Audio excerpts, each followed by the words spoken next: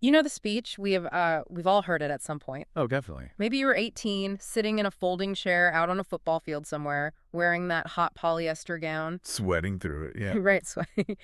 And the valedictorian, or maybe some slightly out-of-touch celebrity, steps up to the microphone, pauses for dramatic effect, and drops the ultimate nugget of modern wisdom. Just follow your passion. Just follow your passion. It's basically the golden rule of growing up. It really is. I mean, it's on coffee mugs. It's all over Instagram. Yeah. It is practically a religious commandment at this point in the West. The whole idea is if you do what you love, the money will naturally follow, right? Right. And it sounds great. It feels really good to say to a kid.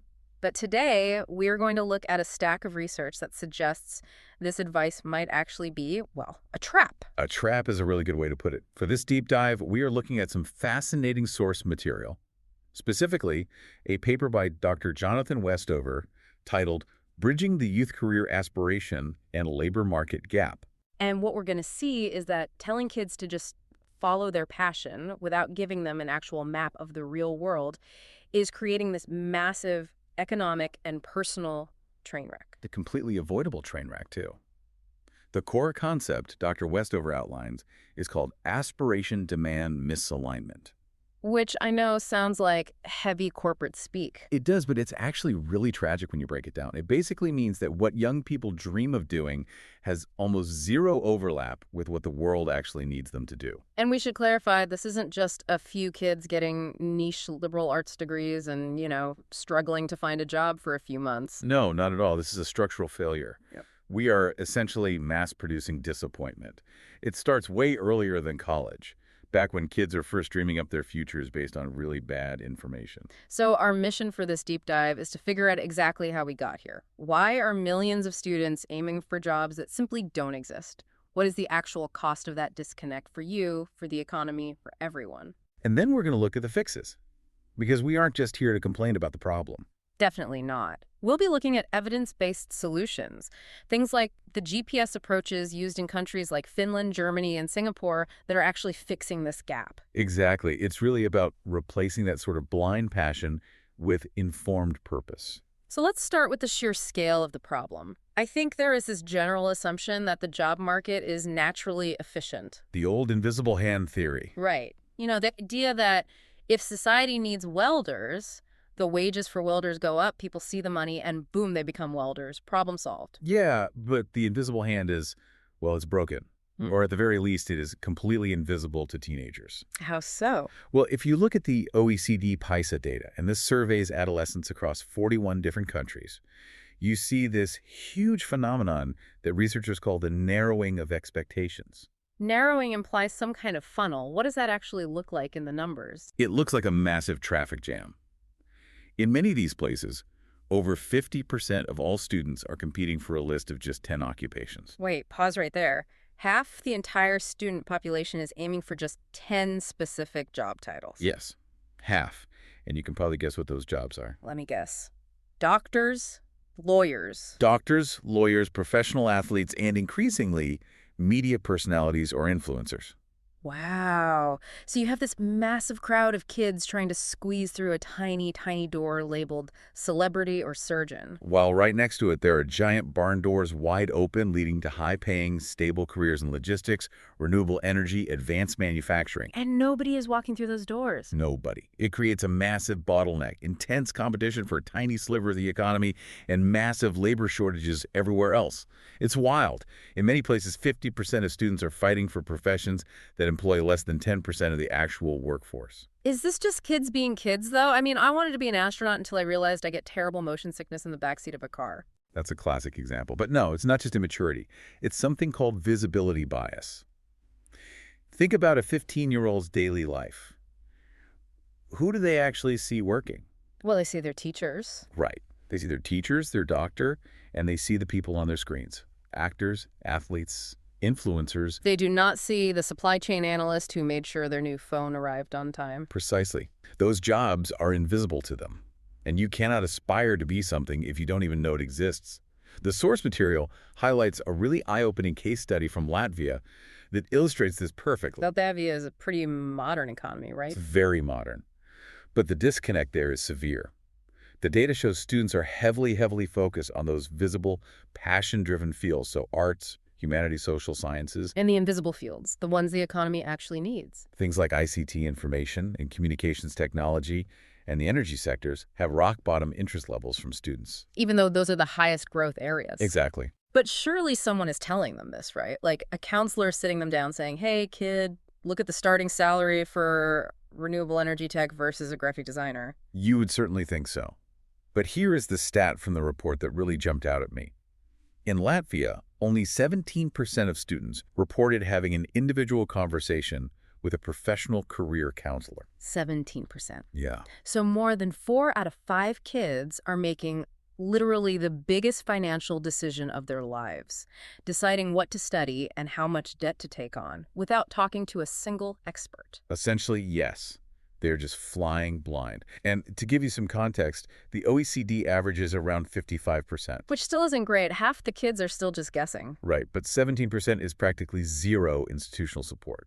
So if they aren't talking to counselors or looking at labor market data, who are they listening to? Social sources, Yeah. mom, dad, their peers. And mom and dad obviously love you, but their career advice is often 20 years out of date. Or it's heavily biased by their own status anxiety.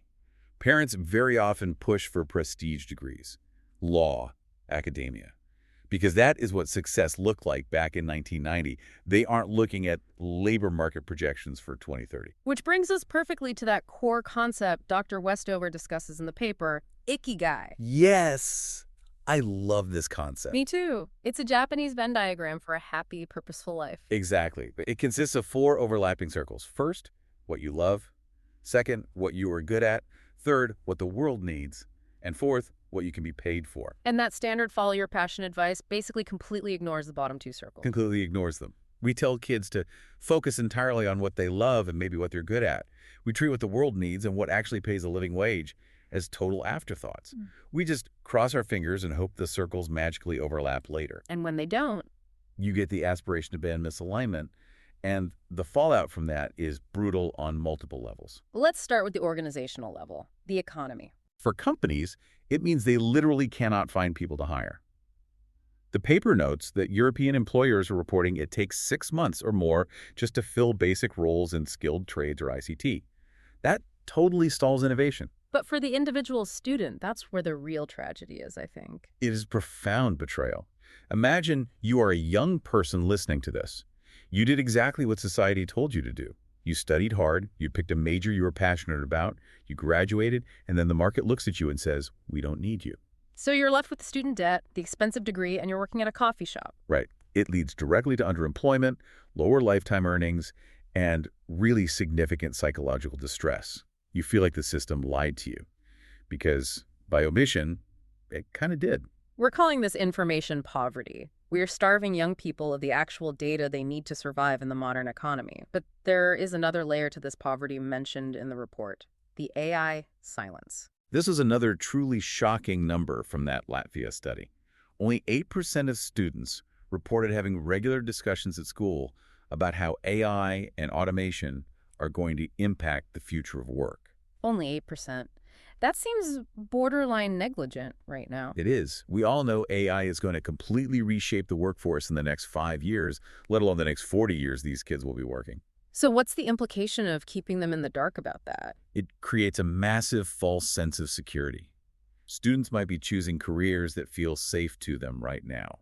Things like entry-level coding, translation, basic accounting. They don't realize those are exactly the tasks AI is targeting first. Meanwhile, they're actively avoiding jobs that require complex physical dexterity or deep human problem solving, like specialized nursing or advanced skilled trades. Which are actually much more robot-proof. So they are betting their entire futures on a horse that is about to be replaced by a motorcycle, and nobody is warning them. That is exactly what's happening. Okay, so that is the gloom. We've got a bottleneck, we've got terrible information flow, and we have a giant AI blind spot. But the promise of this deep dive is to find the way out. Yes. Let's pivot to the solutions. The paper points to some specific GPS approaches from other countries that are doing this right.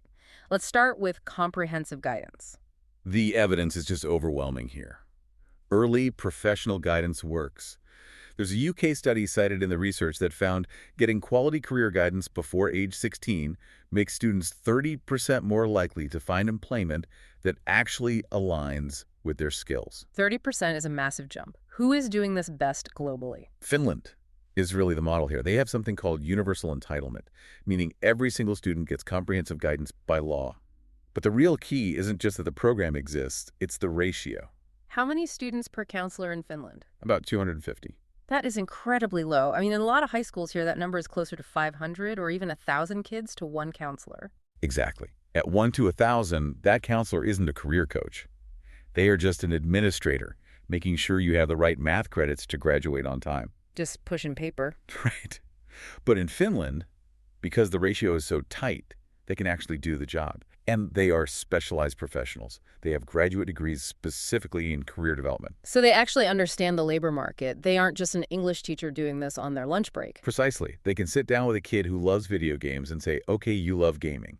Instead of trying to be a pro gamer, which is basically a lottery ticket, have you looked at the massive shortage of UX designers in the gaming industry? That is such a good pivot. They bridge the gap between the passion and the actual market need. Singapore has a really brilliant approach to this, too. Yeah, they've digitized the GPS, haven't they? They have. It's a national portal called My Skills Future.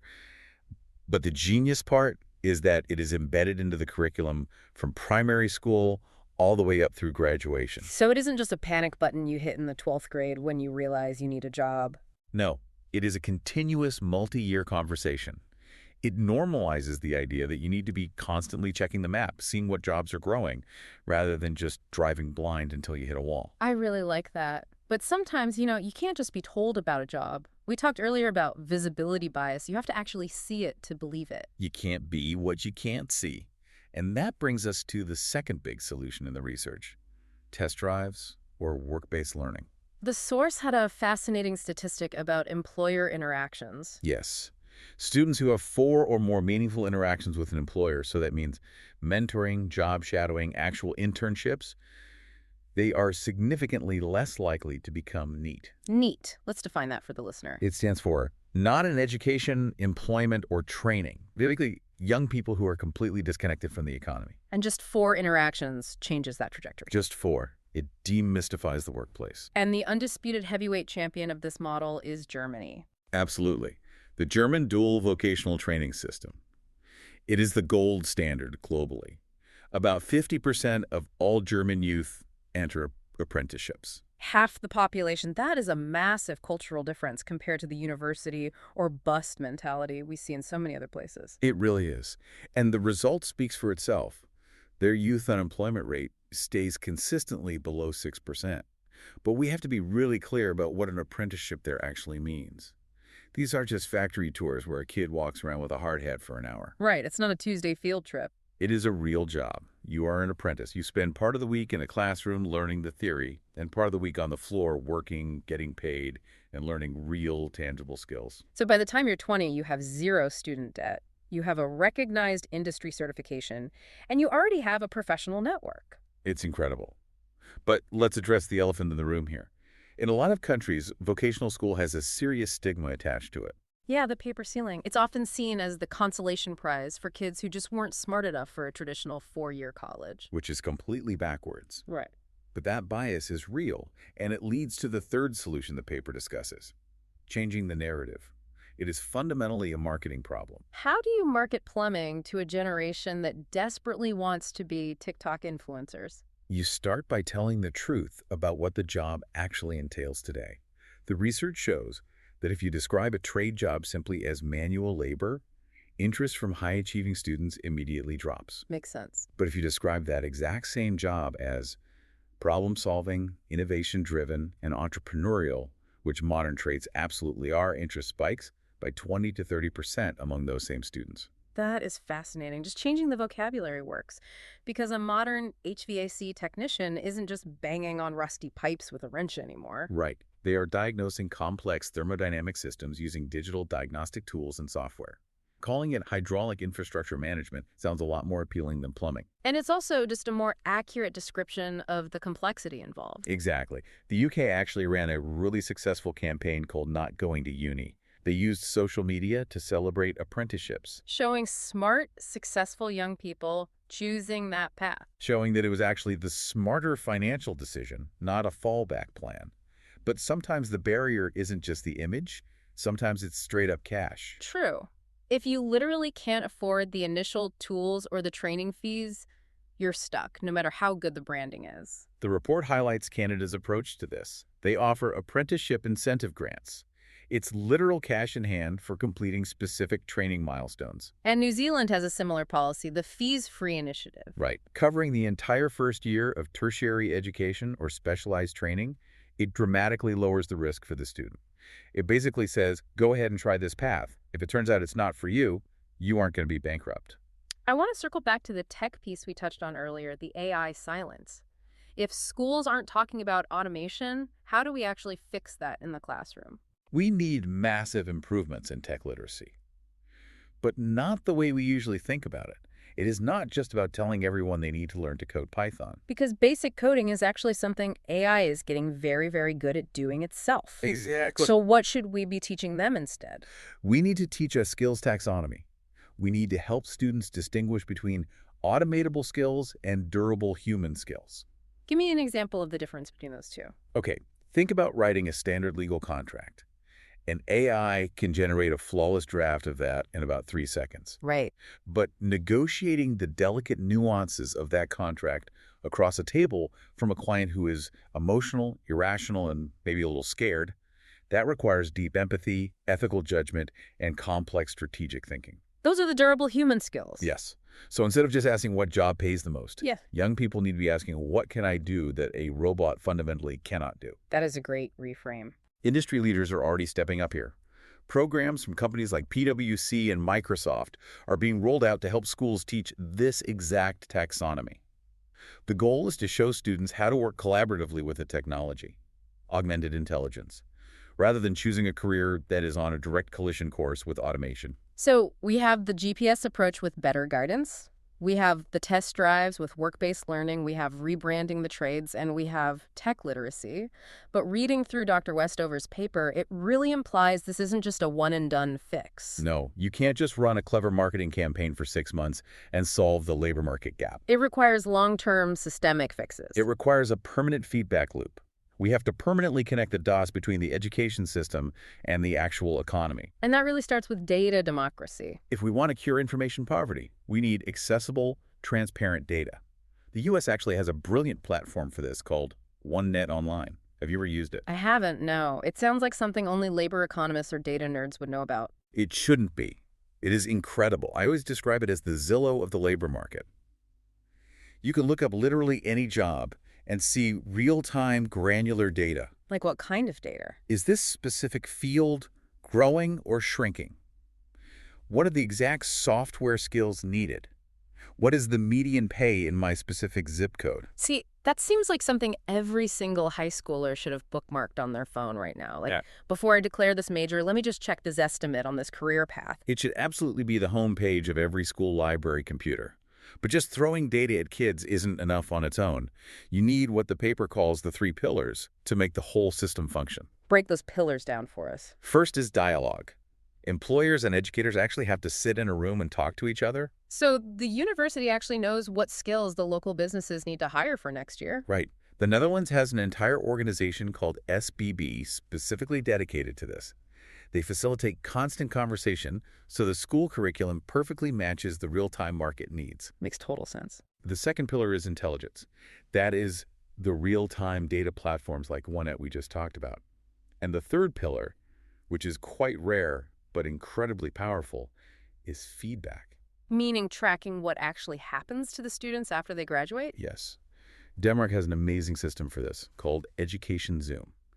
They track graduates meticulously after they leave school, so they can literally tell a prospective student, if you take this specific degree at this specific university, here is the statistical probability that you will be gainfully employed in your field within 12 months. Wow, that is radical transparency. That really holds the universities accountable for what they're selling. It absolutely does. If a specific program is just churning out graduates for a field with 0 job openings, the data exposes it immediately. And prospective students can just vote with their feet and avoid it. It stops the educational system from selling false hope. So let's bring this all back home. We started this deep dive with that well-meaning aunt at Thanksgiving or that graduation speaker telling everyone to just follow your passion. And we found that while that advice definitely comes from a place of love, it ends up creating a massive structural trap. We are essentially asking young people to make the most complex economic decision of their entire lives based on feelings rather than facts. And the result of that misalignment isn't that kids today are lazy or entitled or don't want to work. Not at all. It's that they are misinformed. Yeah. They're crowding into those highly visible dream jobs and completely ignoring the critical, stable, high-paying ones simply because nobody ever showed them the alternative. The misalignment is completely systemic. Yes. So what is the ultimate takeaway here? If you are listening to this right now, maybe you are a hiring manager pulling your hair out trying to find talent. Maybe you're a parent of a teenager. Or maybe you're just an uncle who wants to give slightly better advice than just follow your dreams. The takeaway is that you have to be the bridge for them. You have to actively fight that information poverty. Don't just casually ask kids what they like doing. Show them the actual data. Yeah. Show them the invisible jobs. Take them to see a modern logistics center. Introduce them to a wind turbine technician. Help them see those wide-open barn doors we talked about, not just the tiny squeeze ones everyone else is fighting over. And that really brings us right back to Ikigai. I think we need to fundamentally rewrite that high school graduation speech. I completely agree. If we want a sustainable future, both for our macroeconomy and for the mental health of our young people, we have to stop simply asking them, what is your dream? What's the better question to ask? We need to ask them, where does your dream meet the world's needs? Because that intersection is where true satisfaction and a reliable paycheck actually lives. Where does your dream meet the world's needs? That is the real golden rule to pass on. Thank you so much for unpacking all this data with us today. It was incredibly fun. Always a pleasure. And thank you for joining us on the deep dive. We will see you next time.